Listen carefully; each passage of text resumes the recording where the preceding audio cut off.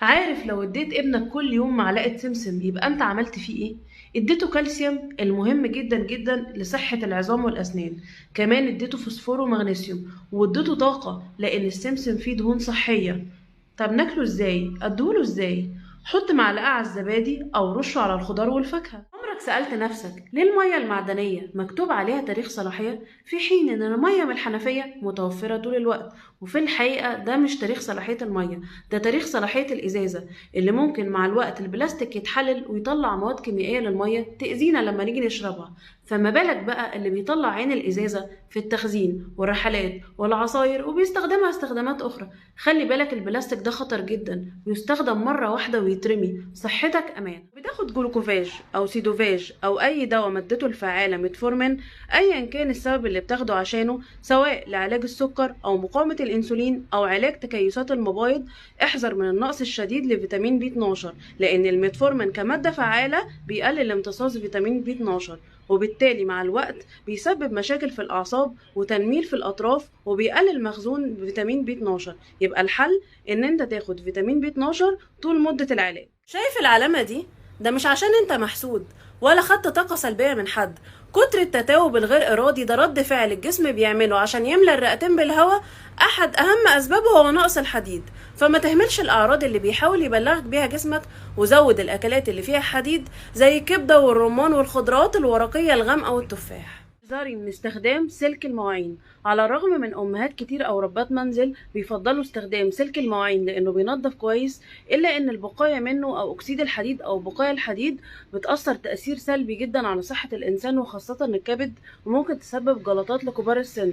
والافضل استخدام السفنجه العاديه. ده مش بانيه، ده جيلاتين وملوش اي فايده، بنجيبه لاولادنا عشان بيحبوه وطعمه حلو، لكن بالنسبه لنا اسمه امتي كالوريز يعني سعرات بلا فائده. والافضل ان احنا نبدله بشويه فول، بيضه، بانيه حقيقي مش كداب.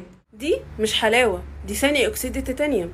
مش معنى انك بتشتري حلاوه من ماركه غاليه ومعروفه انك ما تقدرش تفرق بين الحلاوه الاصليه والمغشوشه. الحلاوه الاصليه لونها بيج غامق وطعمها مش مسكر قوي وغالب على طعمها الطحينه، فخلي بالك. العلامات دي مش حسنات ولا زوائد جلديه طالعالك كده بالصدفه. اول ما تلاقيها اجري قيس محيط بطنك بسرعه. لو لقيته اكتر من 88 سنتي لو انتي ست، او 102 سنتي لو انت راجل، لازم على طول تعرف ان انت داخل على سكري من النوع التاني. لازم تظبط اكلك كويس جدا وتعرف انت بتبوظ ايه وعاداتك ايه عشان ما يجيلكش سكر. 5 حاجات حضرتك بتعملهم بتدمر بيهم كليتك. اول حاجة وهي قلة شرب المية. تاني حاجة وهي كتر استخدام المشروبات الغازية حتى لو دايت وحتى لو مصري مش مقاطعة.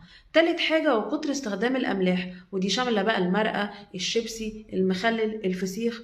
رابع حاجة وهي كتر استخدام المسكنات عمال على بطال كأنها بونبوني. خامس حاجة وهي أول ما تحس إنك عايز تدخل الحمام ادخل وما تتجاهلش الحدث. شايف العلامات دي؟ قبل ما تفكر تحط طحينة أو تاخد مضاد حيوي اللي هيزود الحالة ويبهدلها، لازم تعرف إن العلامات دي ساعات بتظهر بسبب نقص فيتامين بي، وعشان ما ترجعلكش تاني لازم تاخد فيتامين بي من مكمل غذائي أو الأكلات اللي فيها فيتامين بي زي اللحمة والكبدة والبيض والأسماك. العلامة دي ما جاتلكش بسبب جفاف الشتاء ولا عشان الجزمة ضيقة، ده فطر الأظافر واللي موجود عند معظم مرضى السكر بسبب ارتفاع السكر والكورتيزول اللي بيلخبط المناعة وبيزود نمو الفطريات. طيب معظم المرضى بيعتمدوا على الكورتيزون في العلاج ومضادات الالتهاب، واللي طبعا ليه آثار جانبية بتخف بس بترجع تاني لأننا معالجناش السبب الرئيسي. وعشان نعالجها صح وما ترجعش تاني لازم نرفع المناعة ب4 طرق مفيش غيرهم. أول حاجة نظبط مستوى فيتامين د وناخد فيتامين سي وزنك. رابع حاجة ان احنا لازم نظبط السكر ونظبط اكلنا. اما بالنسبة للعلاجات الموضعية فنستخدم حاجات ملهاش اثار جانبية زي اليود المخفف، وهو موجود في سوق في مستحضر اسمه البيتادين. كمان كبريتات المغنيسيوم اللي احنا بنسميها الملح الانجليزي بنخففها وننقع فيها الرجل تقريبا ربع ساعة. وزيت اللافندر اللي بيعتبر مضاد قوي للفطريات. قهوة مش نسكافيه، لما بنوصف لحد قهوة في النظام الغذائي ما بيبقاش قصدي ان هو يبدلها بالنسكافيه.